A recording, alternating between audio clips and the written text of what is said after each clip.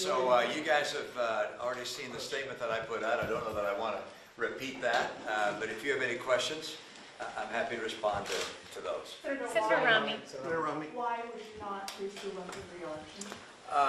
You know, I considered my age and the fact that at the end of a second term I would be in my mid-80s, and I think it's time for guys like me to get out of the way and have people in the next generation step forward, because they're going to be shaping the world they're going to be living in. And over the last a couple of decades, people of my age, the boomers, have done pretty well for ourselves. We voted for all sorts of benefits and programs for us, and we haven't paid for them. And I think some of the people that are coming along next want to have a say in how we leave the earth and how they prepare for the future they're going to live in. Vocal Trump critic, did you feel like with him likely being on the ballot next year, it would give you trouble running for re-election? You know, there was a recent poll in Utah which had me showing some very strong numbers. I was very pleased to see that. I think the people in Utah don't all agree with me on the posture I took with regards to Donald Trump, but they respect people who vote their conscience, and I appreciate that in my fellow citizens. And I don't have any question in my mind that if I'd have run again, I just don't think that we need another person in their 80s. I'm a little long of tooth already. We don't need more like me. The issues of the day relate to China, climate change, AI, and a lot of guys in their 80s who know how to deal with those issues.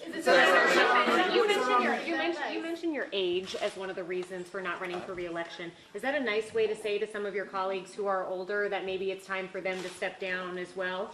Well, everybody's going to make their own decision, of course, and consider their own circumstances. I just looking at my age and where I am, I wish, if I knew that I was going to be like Chuck Grassley and be able to be vigorous and dynamic into my 90s, I might have reached a different decision, but you never know.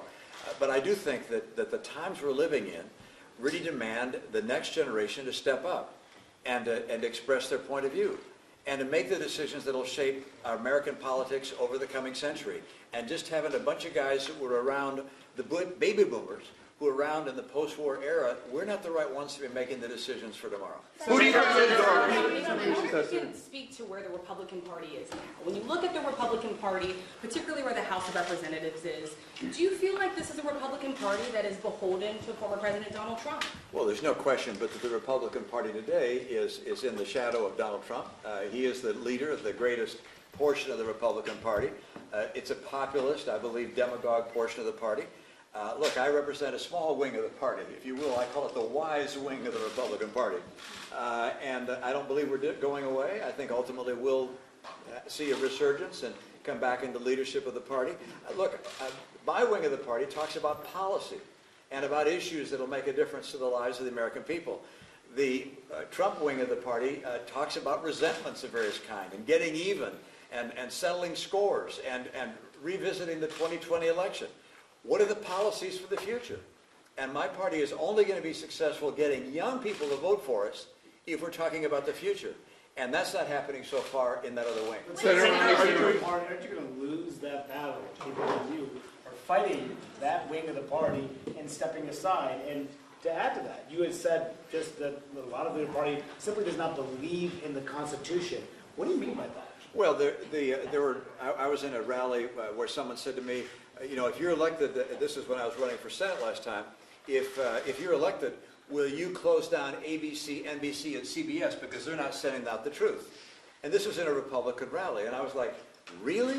I mean, there's no question. There's some portion of my party and the opposition party who thinks we need to have a strong person, a strong man, to put aside the Constitution. And for that matter, President Trump, former President Trump, said we should put aside the Constitution and reinstall him as president. I mean, so yeah, there are some people who believe that. I believe they're sorely wrong. I believe the great majority of American people believe that they're wrong. But and in terms of what I'm going to be doing, look, I want to get more young people voting and involved in the political process, and that's something I'm going to devote myself to after the next year and a half when I spend. Senator Romney, thank you. Who do you plan to endorse as your successor? Governor Cox, Mia Love, Congressman Owens, and second, why not stay and fight for what you believe in, even if it takes you to your mid-80s? Well, in part because I believe we want some other young people coming in and making those decisions. I don't intend to make endorsements. By the way, I think endorsements are, what's the old line, the John McCain line, they're not worth a bucket of spit. Who the heck cares who endorsed who? You make your decision as a voter about what you think about the candidate and their point of view and their vision, and you don't care about what some other person said. So I'm not planning on... But who do you want to succeed you? I don't have a comment on who might succeed me. I hope that we get a very strong contender and that it's someone who's a little younger than me. Senator, if you think you're too old, what about Biden and Trump, who are way older than you? Do you think they should be rerunning? Oh, I think it'd be a great thing if both President Biden and former President Trump were to stand aside and let their respective party pick someone in the next generation. President Biden, when he was running, said he was a transitional figure to the next generation. Well, time to transition. David Ignatius this morning made a strong argument that we should see that kind of a change. I think both parties would be far better served if they were going to be represented by people other than those of us from the baby boom generation. You pointed to some of your bipartisan accomplishments in your statement earlier. Are you concerned at all about the ranks of senators who are at the table forming gangs, that's thinning out? Well, we had a group of about 10 of us, and that group has dissipated a bit. Rob Portman is gone.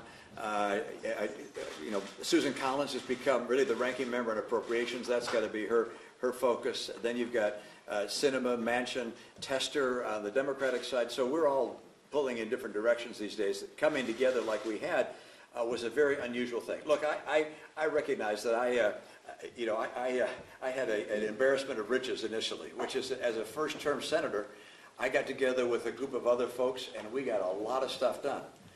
A COVID relief package when the White House and then Speaker Pelosi couldn't get one done, an infrastructure bill, reform of the Electoral Count Act, religious liberty protections in the Marriage Act, gun safety legislation. We got a lot done, which was a lot of fun.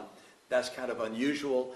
And looking forward, I think it's going to be more challenging for something like that to occur again. Senator, are you going to seek elected office again? Will you run for office ever again, high office, Senate? I never imagined I would be running this time, and I can't imagine doing it again. But there's that old line from Dumb and Dumber, which is, there's a 1 out of 1,000,000 shot. So you're saying there's a chance? All right. So I'm certainly not planning on that. I got no future campaigns in mind. Senator, what have you heard from some of your colleagues on both sides of the aisle when it comes to missing your leadership, missing your participation in these issues? And secondly, something you're very well going to be a part of, potentially, is another impeachment trial in the Senate, this time with President Joe Biden.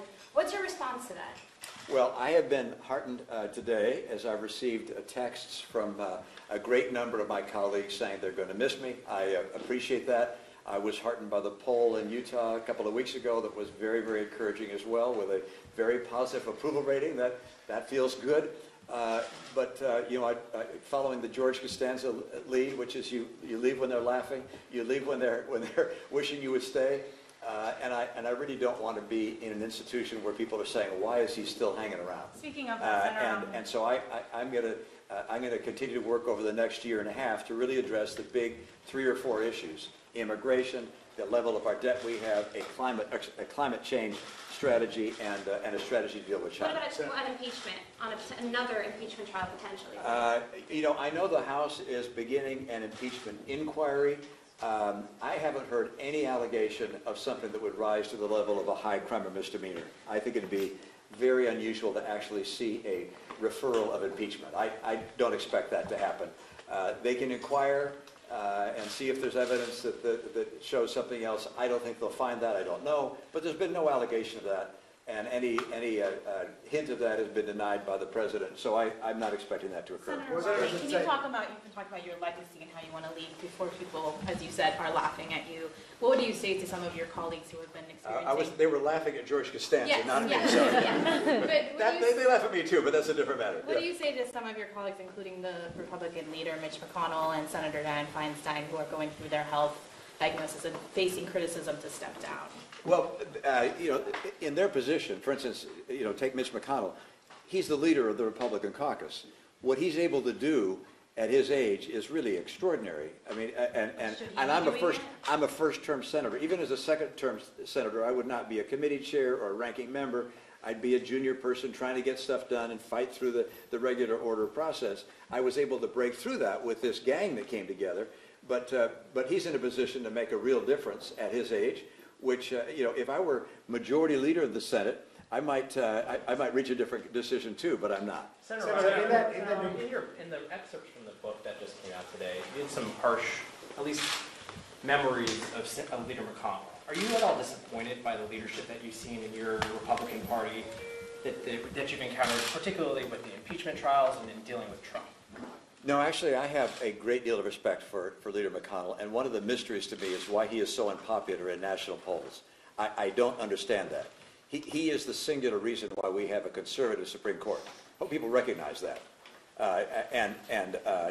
He also is a very effective leader of our group. When you have 50 people, a Republican group, basically 50 of us, every one of whom thinks they ought to be president, how you lead a group like that is not easy, and he has done it with skill and aplomb over a number of years. So I have nothing but the highest respect for him. There's nothing that I know of in the book that McKay Coppins has written that's critical of the leader. I mean, the personal conversations, the private conversations, and his public pronouncements, I've been nothing but a bit more impressed. In that book, you say that McConnell said that Trump was an idiot. That was the words from McConnell. One, is that true? I'm not going to comment on those specific things because those were not quotes from me. They were quotes from a member of my staff who actually quoted that. So I won't comment about that. But I think who objected on January 6th were disingenuous. I think the point was that with regards to that comment, which is that I think Leader McConnell thought it was not a great idea on the part of Donald Trump to be critical of jury members at the time they were deliberating. It was kind of an obvious point. And then what about Cruz and Hawley? Because you said they were disingenuous on them objecting. I really do believe that many of the people in leadership, meaning elected officials who claimed that 2020 was a stolen election, that we need to recount the ballots or whatever, other than through the normal judicial process, I think they knew better. And I have expressed that numerous times. That's not a surprise. Look, democracy requires belief and credibility in elections, and so people who are casting aspersions on our election process are threatening one of the bases of our very foundation. So, I was critical of that and continue to be, and I'm sure they wouldn't be surprised to hear it again. Are you worried another January 6th could happen after this election? Is that part of it? I think my guess is after the next election, whatever happens, there'll be plenty of people around the Capitol to make sure that doesn't happen again. What do you think it's going to take for the party to not be so dominated by Donald Trump anymore? I saw an article in the Atlantic which pointed out that young people are not warming to the MAGA message, and I think that's true. Whether Donald Trump is there will be someone that follows him, that follows in his footsteps and gives the same populist patter. I don't think it'll be successful long term because I think young people are paying far more attention, are not going to be sucked into the populist notions, and so I think our party goes back to, if you will, the wise wing of the Republican Party as time goes on. Do you think in your party though? I mean, Trump is dominating in the polls right now. He's probably going to be your nominee. You're on the outsider of the party. Yeah. There's no signs that what you're saying that the party's going to shift away. I'm not talking about it the next 2 years. I'm talking over the next decade or so. I mean, populism doesn't work. I quote that M.L. Mencken line, which is to every complex problem, there's a solution which is simple, clear, and wrong. And unfortunately, that's what we're hearing. And again, on the Trump wing of the party, I haven't heard policy other than saying we're going to build a wall. And by the way, he was president. He was president for 4 years. He built 50 miles. What did he get done? Or he said, well, how about the tax change? Well, the tax, that was Paul Ryan. That wasn't the Biden plan. He did, of course, he had a health care plan. Remember that? That was everybody's going to have low-cost health insurance that was fabulous. Never proposed. Never saw. He was in 4 years. So it's not a policy-centric approach. And if you don't have policy to match your rhetoric, ultimately it's not going to be successful. What will be your greatest regret at the end of the day? Senator, in that case, in McKay's article, you mention, or it's mentioned that you've spoken to Joe Manchin about possibly starting a third political party. Is there any interest in that, or is that sort of died out? Oh, that was several months ago. Who knows what might happen? I think Senator Manchin is looking more closely at no labels at this stage. I can't speak for him, but Joe and I speak a good deal, and I raise ideas with him. I actually think a third-party candidate would make it more likely that it's just a spoiler and it would not be successful in electing someone. So that's not. Senator, What was your biggest regret in your not career? Question. You say that you want to step aside and let the new generation come in. What Yeah. are you doing about that? What am I doing about that? Stepping aside. But I'm more also, than that. It requires you to do more than that. How are will- you getting young people into politics? Well, one of the things I intend to do is going on college campuses and speaking in college campuses to encourage young people to actually run for office and to vote.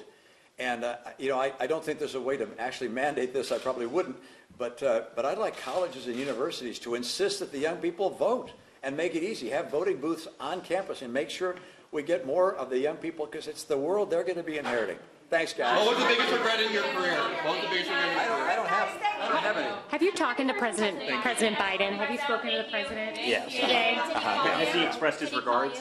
Yes. Yeah, thank you. Thank you. Yeah. All right, guys, appreciate you guys being here. I know I should. I was asked whether I've spoken with President Biden, and the answer is yes. And he was very generous and kind in his comments. He called you, Senator? Thank you. Thank you, guys.